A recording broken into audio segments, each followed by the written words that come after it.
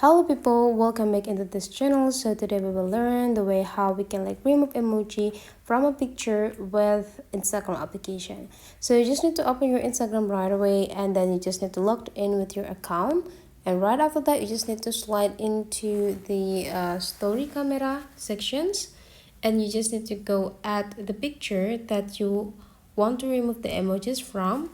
And the next thing you need to do is just go click this three small dot on the top side and then go click draw. The next thing you need to do is just go click this top of pen, and then you just need to go click this color picker and pick the color with the nearest area with the emoji. The next thing you need to do is just start scratching into the emoji until it's perfectly disappeared. And right after that, you just need to go click done and download this picture. So that's for today's tutorial. Hopefully you enjoy this video a lot, and let's meet again into other tutorial.